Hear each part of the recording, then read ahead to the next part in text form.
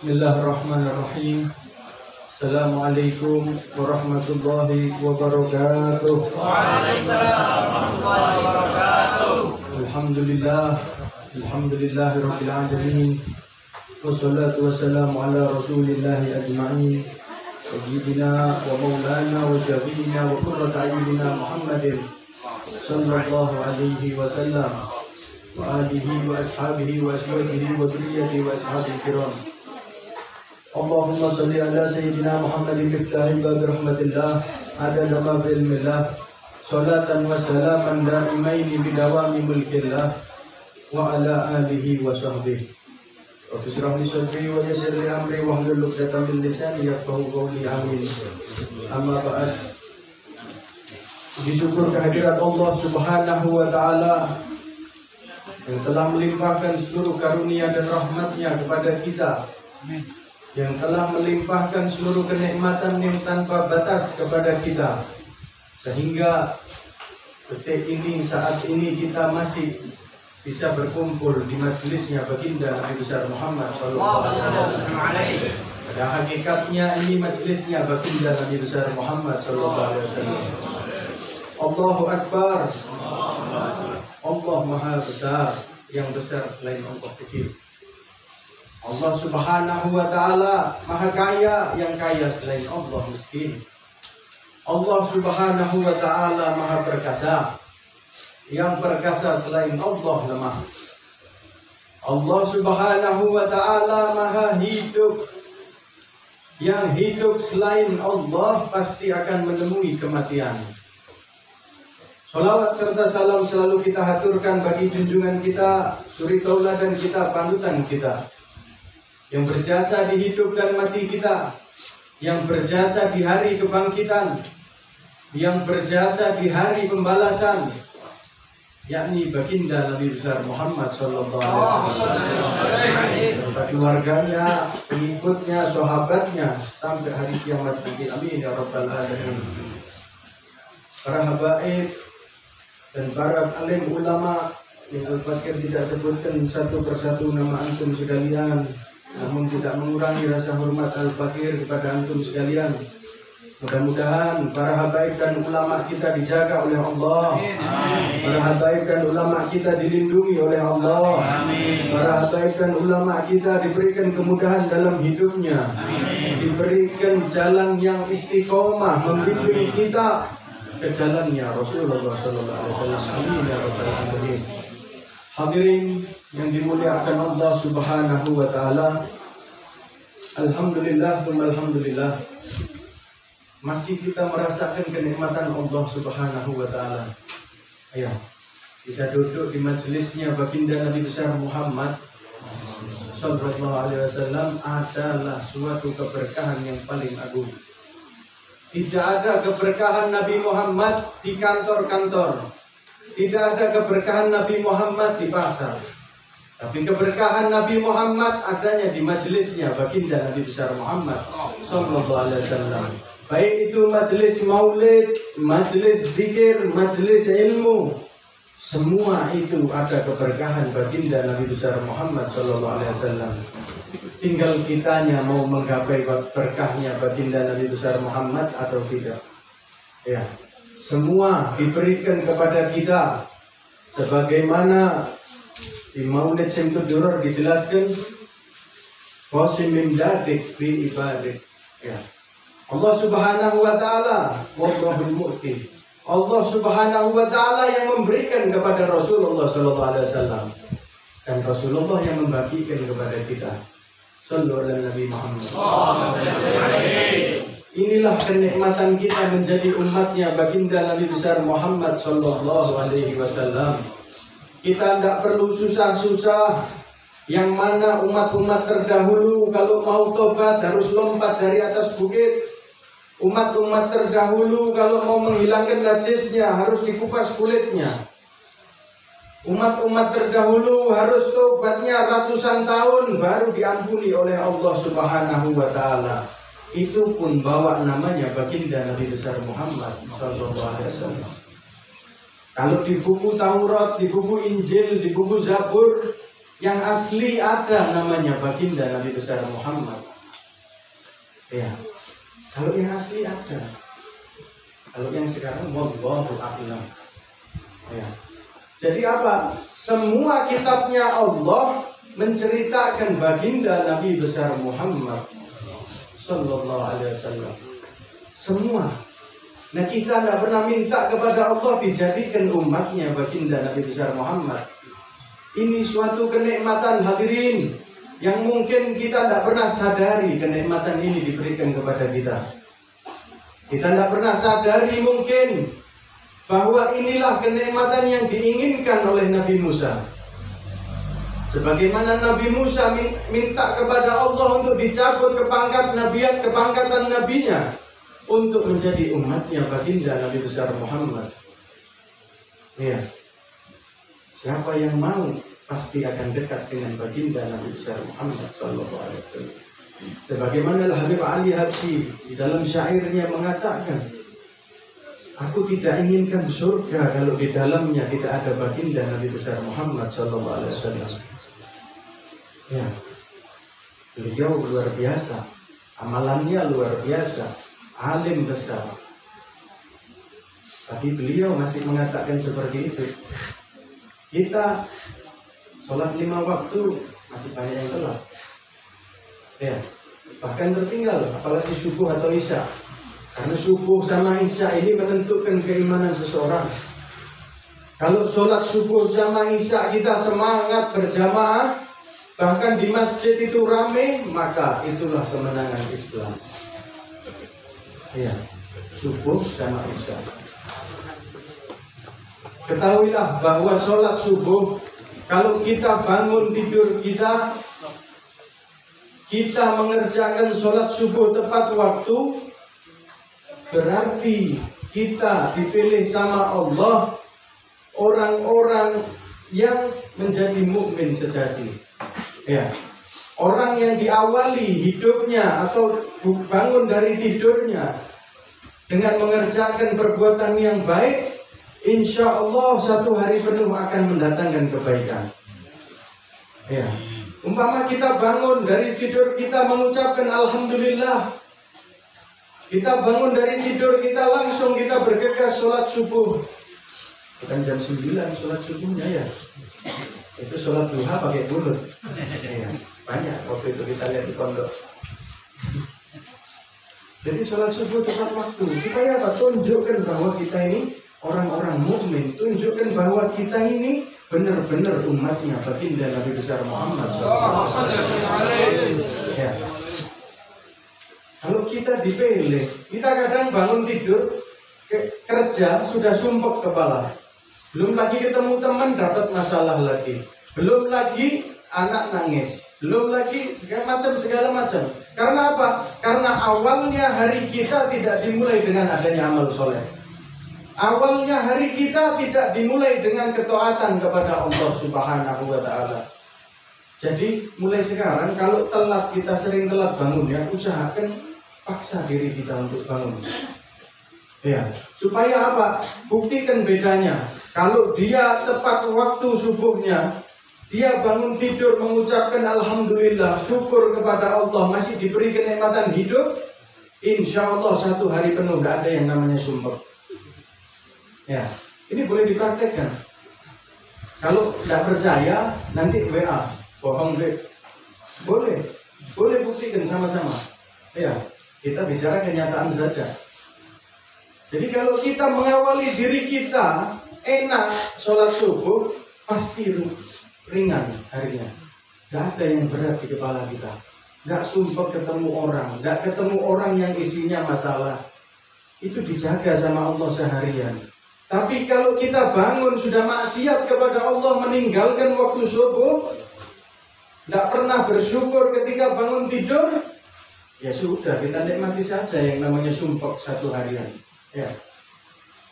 Jadi kita dulu kalau pas taklim itu dipecut, kalau dipecut, kalau di sini apa? Dipecut ya. Iya, dipecut kita kalau nggak bangun. Jam 3 itu kalau nggak bangun ketar, siap-siap tangan. Kalau sekarang kan enak, nggak bangun kok kesian capek. Capek ini di dunia tempatnya capek, daruh biar, tempatnya cobaan, tempatnya capek dunia ini. Kalau tidak mau capek, ya langsung mati aja. Ya. Karena tidak capek, kalau sudah mati tidak ada sakit, tidak ada capek. Iya, betul nggak? Nah, kalau menjawab betul, lakukan besok. Insya Allah, tidak mungkin terasa sumpah harinya. Senang ketemu orang wajah ceria, wajah bercahaya. Ya, apalagi mandi jam 3 sebelum subuh. Itu amalannya wali-walinya Allah. Kenapa mandi sebelum subuh? Karena ketika kita bangun tidur, suhu tubuh kita masih panas. Paling panasnya suhu tubuh manusia ketika bangun tidur. Dan paling bagusnya zat air ketika sebelum subuh. Dingin-dinginnya air. Apa, ozon kah apa namanya? Itu dah pokoknya. Itu coba praktekkan, mandi 40 hari saja, pasti mukanya bercahaya. Pasti. Ya, karena Rasulullah yang mencontohkan. Kalau Rasulullah pasti ada faedahnya. Seperti kita dicontohkan masuk kamar mandi kaki kiri. Itu semua ada faedahnya. Bukan tidak ada, bukan cuma menyebut sunnah saja. Itu ada faedahnya. Ya, kenapa masuk kaki kiri? Supaya jantung ini mempersiapkan, mengcover dulu untuk mendapat masuk bau-bauan dari dalam kamar mandi. Sudah di cover dulu jantungnya supaya tidak kena racun. Keluar kaki kanan supaya jantung menghirup udara segar terlebih dahulu. Ini sunnahnya Nabi Muhammad SAW. Pasti ada faedahnya. Ya, tidak ada yang sia-sia dikerjakan oleh baginda Nabi besar Muhammad SAW. Jangan cari jalur baru. Ini jalurnya thariqahnya Nabi Muhammad. Iya. Ikuti thariqahnya Nabi Muhammad. Sudah disediakan jalannya, sudah diaspal jalannya. Tinggal kita naik kendaraan saja. Kendaraannya disediakan sama guru-guru kita. Selesai. Kalau kita cari jalur baru masih gali dulu. Entah di situ ada macannya, ada apanya, nggak tahu kita. Ini sudah jalannya Nabi Muhammad SAW. Ikuti jalannya baginda Nabi besar Muhammad. Apalagi sekarang hadirin yang dimuliakan Allah Subhanahu wa taala. Sekarang ini kita lihat bencana di mana-mana. Ya. Kalau saya tanya sama beberapa kiai, ini bukan lagi teguran buat kita, bukan lagi peringatan buat kita. Tapi ini contoh buat kita kalau kita tidak sadar akan azabnya Allah. Kalau kita tidak sadar akan siksanya Allah. Ya. Kalau peringatan saja adanya gempa bumi saja. Tapi ini di mana-mana, gunung meletus, banjir, longsor. Ya. Semuanya banyak yang matian. Nah, ini kita harus sadar. Sudah diingatkan kita berapa kali sama Allah. Mungkin puluhan ratusan kali kita diingatkan oleh Allah Subhanahu wa taala. Diingatkan untuk apa? Untuk kembali ke jalurnya Nabi Muhammad SAW. Ya, supaya kita tidak meringankan baginda Nabi besar Muhammad. Ini kekasihnya Allah. Ini orang yang paling agung. Ini orang yang paling agung di alam semesta. Kalau kita merasa merendahkan beliau, hati-hati Allah tidak ridha kepada kita. A'udzubillahi min dzalik. Shallu ala Nabi Muhammad. Makanya caranya bagaimana supaya kita selalu di jalurnya baginda Nabi besar Muhammad sallallahu alaihi wasallam. Diajarkan oleh orang-orang terdahulu. Kalau kita mau sholat khusyuk sama Sayyidina Ali itu sudah dikasih resep. Resepnya apa? Timbulkan rasa takut kita kepada Allah di luar sholat. Ya. Jadi kalau kita kerja, timbulkan rasa takut kita kepada Allah. Allah ini melihat loh, Allah ini mendengar loh, Allah ini dekat banget loh sama kita. Ya, timbulkan ketakutan kita kepada Allah di luar sholat, maka insya Allah sholatnya pasti khusyuk. Ini Sayyidina Ali. Ya, kata Rasulullah, "Ana Madinatul Ilm wa Aliyun babuha." Ya. Sayyidina Ali yang ngasih resep. Dan Sayyidina Ali itu kalau kena panah minta dicabut sama sahabat ketika sudah mengangkat takbiratul ihram. Allahu Akbar, cabut, enggak terasa. Ya. Ini sahabat. pangkatnya sahabat. Semua sahabat mulia. Tidak boleh kita membedakan sahabat ini, sahabat ini, sahabat ini, tidak boleh. Semua sahabat mulia. Semua sahabat di sisinya Rasulullah mulia. Ya. Sayyidina Ali karamallahu wajhah mengajarkan kepada kita resep untuk khusyuk di dalam sholat. Takutkan diri kita kepada Allah di luar sholat. Kita di pasar ingat kepada Allah, takut. Tidak berani macam-macam ini jualan di pasar. Kita di kerjaan ingat kepada Allah, tidak berani. Korupsi waktu pun tidak berani, apalagi korupsi uangnya perusahaan. Kita di dalam rumah tangga ingat kepada Allah, tidak berani semena-mena kepada keluarga. Ya, jadi selalu timbulkan rasa takut kita kepada Allah. Al-khawf, penting sekali takut ini. Rasa takut ini sangat penting, hadirin. Ya, kadang kita merasa kalau kita lepas dari pengawasan Allah Subhanahu wa Ta'ala. Ya, ada mungkin yang merasa seperti itu.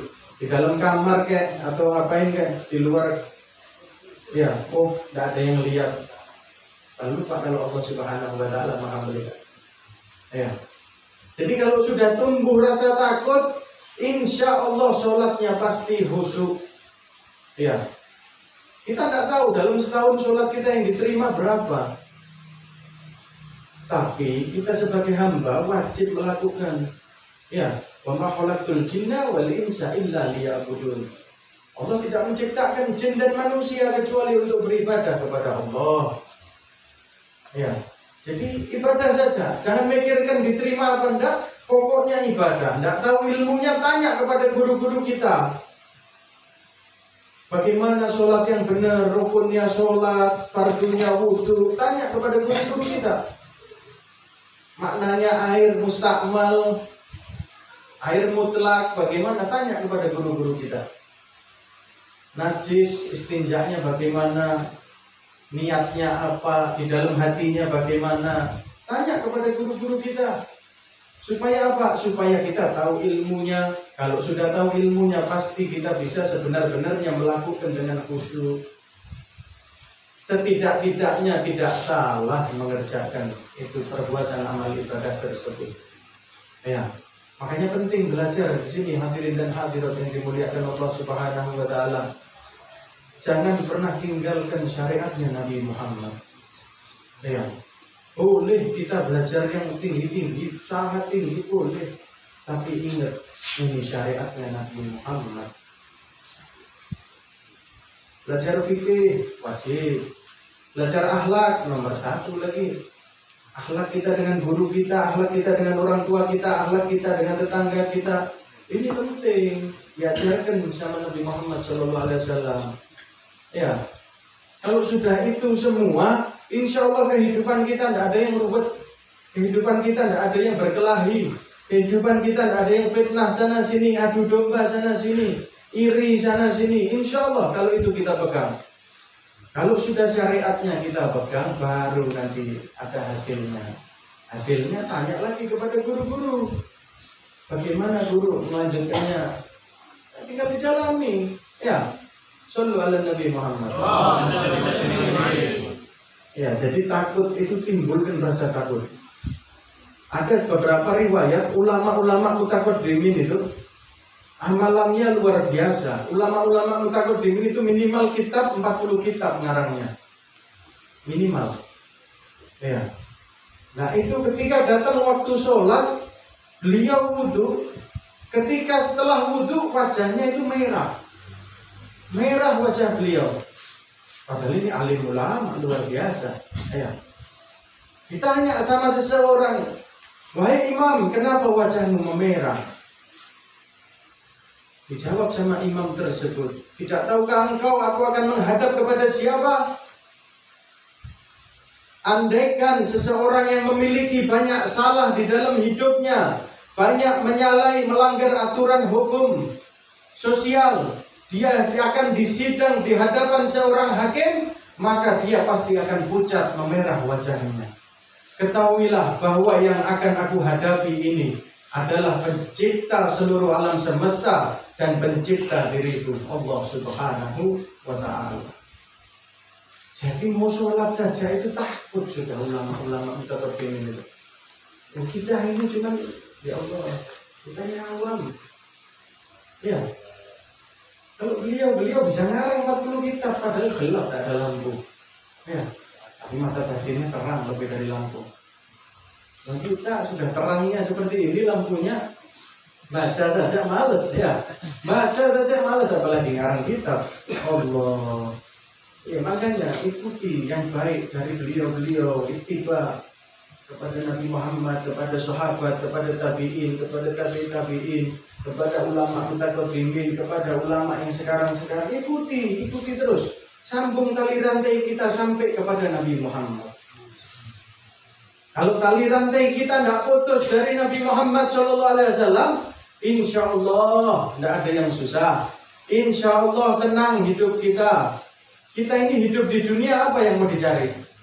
Ya, tidak lain tidak bukan kita hidup di dunia ini yang kita cari adalah kebahagiaan. Ya, seperti apa kebahagiaan? Ya, apakah dari teman kita, dari bos kita kebahagiaan? Tidak bisa. Kebahagiaan itu sadar tidak sadar datangnya dari Allah dan milik Allah Subhanahu wa Ta'ala. Kita mau bahagia, tapi kita tidak tahu siapa yang memberi bahagia. Ya, kita mau bahagia, tapi tidak ngikuti aturan yang diperintahkan sama Allah Subhanahu wa Ta'ala. Ya, jadi kalau mau bahagia, ikuti. Harus sadar kita. Ada bos saya ini suka membahagiakan saya, ngasih ibadah macam-macam. Itu Allah Subhanahu wa Ta'ala yang gerakkan hatinya supaya kita dapat kebahagiaan melalui orang tersebut. Bukan Allah mengeluarkan uang di depan mata kita gini berat.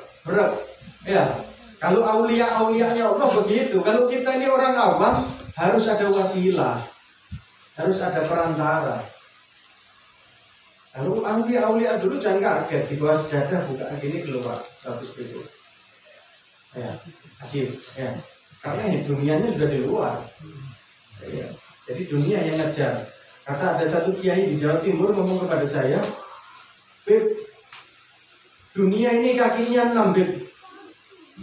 Ya, apa maksudnya dunia ini kakinya 6? Kalau kita kejar yang kakinya cuma 2 kita ini, tidak nyampe dunia ini. Tapi kalau kita ngejar akhirat, Beb, dunia yang kakinya 6 ini ngejar sama kita. Semakin kita nolak, semakin datang itu dunia. Shallu ala Nabi Muhammad. Kakinya 6 dunia ini. Ya. Jadi kalau kita ngejar dunia 24 jam, akhiratnya terbengkalai kita. Tapi kalau akhirat yang kita kejar, dunia yang kakinya 6 tunduk kepada kita. Dan kalau kata Allah yarham, saya punya kakek, dunia ini di kakinya kita. Ya, kalau orang-orang yang begitu luar biasa, kalau kita tidak berani ngomong gitu. Ya, dunia ini di kakinya kita. Kata saya punya kakek begitu, dunia ini kakinya kita, tidak ada harganya, injek dunia itu. Ente sholat 2 rakaat sebelum subuh saja, sholat fajar 2 rakaat, khairum minad dunya wa ma fiha. Itu kata saya punya kakek. Karena yang dianggap dunia di kakinya itu maksudnya. Sholat 2 rakaat saja, khairum minad dunya wa ma fiha. Belum amalan sholawat, belum amalan dzikir. Allah, gampangnya ini kita diberikan oleh Allah. Diberikan kelipatan yang luar biasa umatnya Nabi Muhammad. Ya, kebahagiaan itu bukan cuma di dunia, hadirin dan hadirat yang dimuliakan Allah Subhanahu wa Ta'ala. Ada juga yang namanya kebahagiaan di dalam kubur. Waduh, cerita mati terus ya. Iya. Kebahagiaan di dalam kubur seperti apa ini? Ya, ada orang-orang, coba mungkin pernah lihat antum-antum sekalian ini kalau mandi jenazah atau apa, wajahnya senyum. Ya, banyak sekali mungkin ya, banyak yang kita lihat, apalagi ulama-ulama kita senyum, kadang sampai giginya terlihat saking senyumnya. Karena apa? Bahagia menghadapi alam kubur. Kenapa bisa bahagia menghadapi alam kubur? 3 hal yang membuat bahagia di alam kubur. Amal jariah, Ya, amal jariah. Amal jariah tidak akan terputus sampai hari kiamat. Kita ngasih Al-Quran ke masjid, selama Quran itu dibaca sama orang, dapat sampai hari kiamat. Kita bantu pondok pesantren, selama pondok pesantrennya dipakai untuk belajar, dapat kita pahalanya. Kita bantu majelis taklim, selama majelis taklim itu mengadakan acara, dapat kita pahalanya. Kita bantu guru-guru kita, kesulitan-kesulitan di hidupnya guru kita ringankan. Selama guru itu mengajar, kita dapat pahalanya. Ini amal jariah, tidak terputus. Ya, sehingga ada satu kisah, hilaf al-fakir, lupa bukunya apa itu, yang jelas itu cerita mengatakan ketika orang di alam kubur itu menunggu sampai hari kiamat itu menunggu. Ini lain yang kelasnya aulia ya. Kalau yang kelasnya aulia seperti kita ini sudah beliau punya majelis tersendiri dengan Rasulullah SAW. Ini menunggu datangnya hari kiamat. Ya, sehingga kalau dia dapat amal jariah itu sama malaikat kayak dianteri kue katanya. Bahkan ada yang dikasih lampu cahaya. Namanya kubur yang gelap ini tidak terasa lagi, jadi luas. Itu amal jariah. Yang kedua apa? Setelah amal jariah apa? Ada yang tahu? Ilmu nafi, masya Allah. Ilmu yang bermanfaat. Ya, kita punya ilmu, datang ke majelis taklim, datang ke tempat guru-guru kita, sampaikan kepada anak istri kita. Selama anak istri kita menggunakan ilmu tersebut, nanti anak kita nikah, ngomong kepada istrinya nanti punya anak, ngomong kepada anaknya punya anak lagi, terus. Itu dapat terus pahalanya, tidak pernah terputus. Itu namanya ilmu yang bermanfaat. Kalau guru-guru, masya Allah, ya, guru banyak ngajarkan kepada umat. Nah, itu ilmu yang bermanfaat. Selama ilmu itu dipakai, selama itu juga dapat pahala dari Allah Subhanahu wa Ta'ala. Maka tugas kita apa? Balighu anni walau ayat. Sampaikan walaupun satu ayat. Seperti apa, Beb? Saya tidak bisa baca Al-Quran. Bukan itu maksudnya. Ya, maksudnya apa? Ajak yang baik. Kamu jangan mabuk-mabukan lagi. Ketika dia tidak mabuk, kita dihitung memberikan ilmu yang bermanfaat. Ketika dia tidak mabuk, kita dihitung balighu anni walau ayat. Ya, sampaikan. Jadi wajib kita ini punya tugas untuk menyampaikan ke siapapun juga orangnya. Tapi ingat, kalau yang muda kepada yang tua hati-hati, harus pakai adab. Bahkan kalau kepada orang tua jangan sudah. Biarkan guru-guru saja yang ngasih tahu orang tua kita. Kalau yang muda nanti takutnya kurang ajar sama orang tua ya. Jangan, hati-hati. Ini orang tua tidak boleh dikurang ajari. Nabi Muhammad paling marah sama orang yang kurang ajar sama orang tua. Ya. Yang pertama tadi amal jariah, yang kedua ilmu nafi, ilmu yang bermanfaat. Yang ketiga waladun soleh. Kita punya anak soleh dan soleha. Agar apa? Agar supaya kita di dalam kubur kita dikasih cahaya terus-menerus oleh anak kita. Dibacakan Fatihah, dibacakan doa terus-menerus, tidak putus. Ya. Ada yang bilang tidak sampai, jangan diurusi sudah. Tidak usah timbulkan perdebatan. Mereka anggap tidak sampai, ya sudah, untuk mereka saja. Untuk kita anggap sampai. Karena ulama-ulama kita terdahulu menganggapnya sampai. Kita ikuti itu sudah. Ya, doakan orang tua kita. Kita tidak pernah berbakti umpama waktu muda, waktu dewasanya kita kepada orang tua.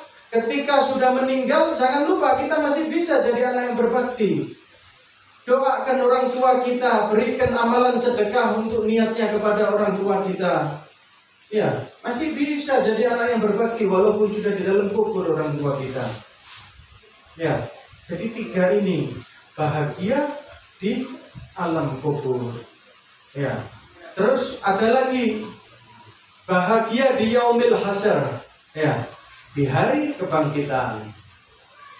Apa bahagia di hari kebangkitan? Tidak lain tidak bukan bertemu dengan Nabi Muhammad SAW dan mendapat syafaat dari Nabi Muhammad SAW. Ya, berarti kita punya tugas nih. Ya, apa ini caranya? Bagaimana caranya ini mendapatkan ini supaya kenal dengan Nabi Muhammad? Karena nanti di padang mahsyar itu jutaan miliaran orang ya. Miliaran orang. Ya apa ini? Kalau tidak kenal dengan Nabi Muhammad, di masa hidupnya tidak pernah sholawat, tidak pernah ngerjakan sunnahnya, tidak pernah ngerjakan ajaran-ajaran yang Nabi Muhammad, tidak kenal sama Nabi Muhammad. Ya.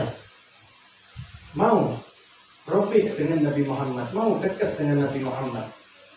Kalau mau dekat dengan Nabi Muhammad, banyak sholawat, banyak ngerjakan sunnahnya. Ya. Coba kita lihat siapa yang bawa siwak. Ini yang kecil saja. Ya. Kalau rokok bawa semua ya. Saya bawa juga. Kalau rokok bawa semua. Tapi jangan lupa ini 10.000. Tapi memberikan keselamatan buat kita. Ada ulama yang bermimpi tentang siwak.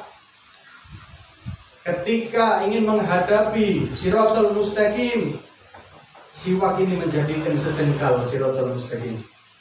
Ya, 10.000 tapi membawa keselamatan dunia akhirat. Ya, dunianya apa? Pipi menjadi tua. Ya, enggak rontok pipinya. Ya, 10.000 tapi membawa manfaat dunia dan akhirat. Bahkan sholatnya dikali lipatkan. Yang biasa sholat biasa dapat pahala 1 jadi 70 kali lipat. Ya, siwak. Insya Allah kantongi siwak dimanapun. Walaupun masih ngerokok, bismillah pakai siwak tetap. Kerjakan, yang penting ngerjakan ittiba Nabi Muhammad SAW.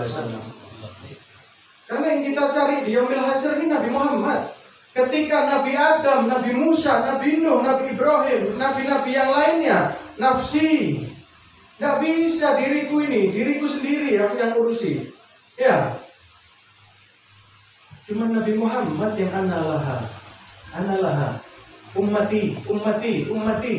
Bahkan sakaratul maut saja ummati. Ya. Kalau mungkin Rasulullah tidak minta dibebankan sakaratul mautnya seluruh umatnya kepada Rasulullah, mungkin sekarang orang sakaratul maut bisa terpental-pental. Sekarang orang sakaratul maut kayak orang mulet bangun tidur itu nah. Karena Rasulullah minta diringankan buat umatnya. Ya, kita punya pemimpin ini luar biasa. Ya, jadi kita harus jadi pengikut yang luar biasa juga. Masa kita sudah punya pemimpin yang super luar biasa gini, kita jadi yang males-malesan. Enggak apa-apa, yang penting sudahlah kita cinta sama Nabi Muhammad. Sekedar cinta. Kita cinta sama perempuan tidak dinikahi, buat pacaran aja bohong ya. Begitu juga dengan cinta dengan Nabi Muhammad. Cinta dengan Nabi Muhammad harus pakai bukti. Ya, kata Sayyid Abuya Muhammad bin Al-Maliki, Al-Jannah mahi balas. Ya, surga itu tidak gratis. Tidak gratis. Nah inilah darud diyar, inilah dunia, tempat untuk menanam. Kita mau makan buah harus menanam dulu bibitnya, ya. Harus nanam dulu bibitnya. Apa bibitnya? Amal soleh. Ya, kerjakan yang baik-baik, pasti yang dipanen juga baik. Kalau kita banyak sholawat kepada baginda Nabi besar Muhammad Sallallahu Alaihi Wasallam, dikenali dengan Nabi Muhammad, enak, ya. Kalau dipanggil, ta'al, apa dah enak, ya. Baik, ta'al. Nabi Muhammad yang manggil, apa? Nabi Muhammad ya. Kita mungkin masih menganggap ini main-main. Karena apa? Masih tidak sadar. Padahal banyak orang mati yang muda, yang tidak sakit. Itu semua untuk pelajaran kita. Kalau mati sudah tidak bisa menjadi pelajaran kita, maka tidak tahu lagi apa yang bisa menjadi pelajaran kepada kita. Ya, harusnya kita sadar. Oh iya ya, umur masih 24 tapi sudah mati. Oh iya, nggak pakai sakit kok mati ya. Ya, nggak tahu kita ajal kita kapan. Bisa besok, bisa sekarang, 1 jam ke depan, nggak tahu. Maka itu siapkan diri kita. Akhirat ini bukan suatu yang main-main. Akhirat ini suatu yang mencekam. Ketika mencekam, kalau di situ ada Nabi Muhammad, semuanya jadi enak. Maka itu kenali siapa Nabi Muhammad. Orang yang cinta kepada seseorang, dia maka akan menyebut-nyebut nama orang tersebut. Ya, jadi kalau sholawat jangan kosong. Tapi walaupun sholawat hafil, kata Rasulullah, walaupun hafil tetap dinilai sama Allah, tetap diterima sama Allah. Walaupun lupa, dalam keadaan lupa, keadaan tidak sadar, tetap diterima sama Allah Subhanahu wa Ta'ala. Cuman kalau kita sholawat benar-benar kita rasakan dalam hati, ya, atau mungkin mau belajar caranya, lihat makom Rasulullah atau foto gerbang, nah ini makom Rasulullah kita lihat, pandangi terus ketika kita sholawat, nanti kita akan tahu siapa Nabi Muhammad Sallallahu Alaihi Wasallam. Ya, tidak gampang. Ini ketemu sama yang mulia tidak gampang. Ketemu sama pejabat saja lewat ajudan. Ya, apalagi Nabi Muhammad Sayyidul Anbiya wal Mursalin. Tidak gampang-gampang, Habibullah. Tidak gampang-gampang. Ya, maka itu ayo terus kejar terus supaya kita bahagia di hari kebangkitan, bahagia di surga bersama baginda Nabi besar Muhammad Sallallahu Alaihi Wasallam. Lalu setelah bahagia di Yaumil Hasyr, apalagi kebahagiaan yang hakiki, puncaknya kebahagiaan adalah bertawajjuh kepada Allah Subhanahu wa Ta'ala, bertemu melihat Allah Subhanahu wa Ta'ala. Ini puncaknya kebahagiaan. Ya, kalau orang dulu punya doa apa? Allahumma rzuqna nadrah ila wajhikal karim. Ya Allah karuniakan aku untuk melihat wajahmu. Tidak semua orang bisa melihat Allah Subhanahu wa Ta'ala. Tidak semua dipilih nanti di yaumil akhirat bisa melihat Allah Subhanahu wa Ta'ala. Ya Allah, mudah-mudahan kita termasuk yang bisa melihat. Mudah-mudahan kita termasuk yang dikenali baginda Nabi besar Muhammad Sallallahu Alaihi Wasallam. Hadirin dan hadirat yang dimuliakan Allah Subhanahu wa Ta'ala. Maka itu, ayo, mumpung di sini ada majelis, banyak guru-guru kita masih.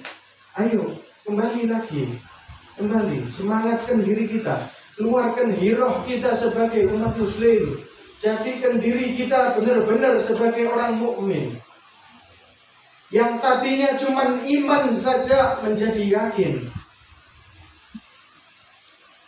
Ya, kalau sudah yakin aman, selamat kita.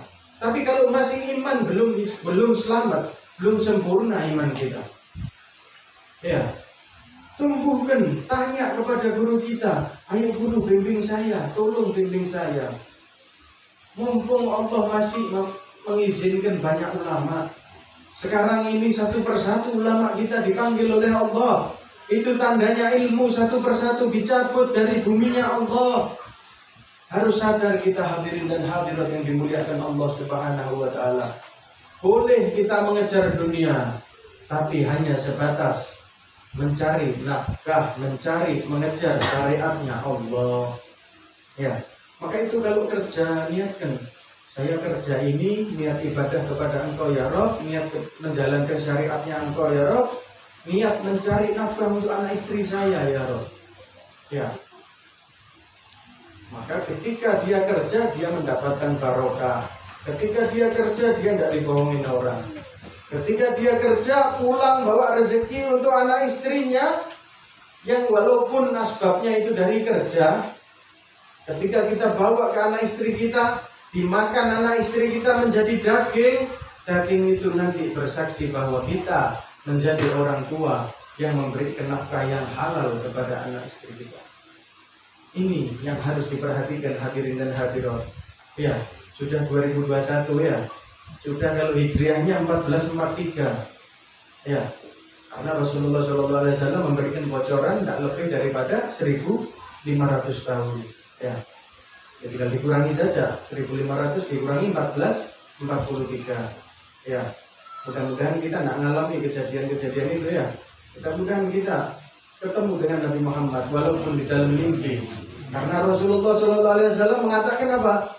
Ya, man ra'ani fi manam fasayarani fil yaqadzah.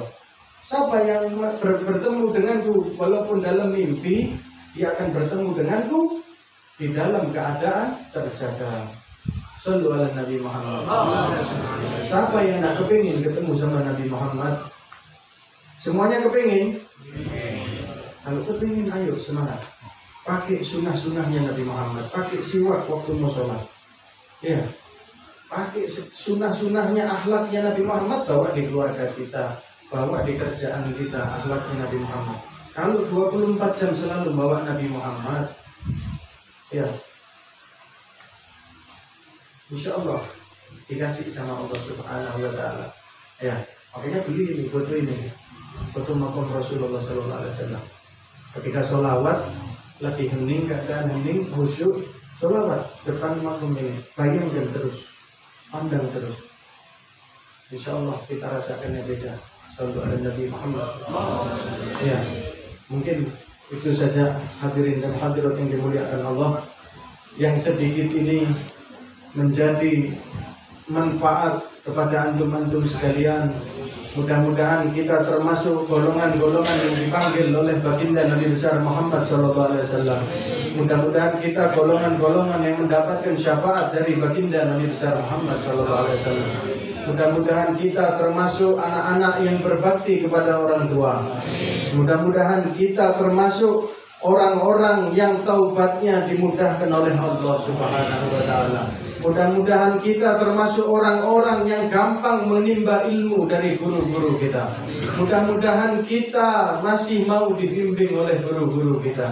Mudah-mudahan Allah Subhanahu wa Ta'ala memberikan futuh kepada kita. Amin, amin ya rabbal alamin. Rabbana taqabbal minna innaka antas samiul alim wa tub alaina innaka antat tawwabur rahim. Wa sallallahu ala sayyidina Muhammad walhamdulillahi rabbil alamin. Taqabbalallahu minkum. Assalamualaikum warahmatullahi wabarakatuh.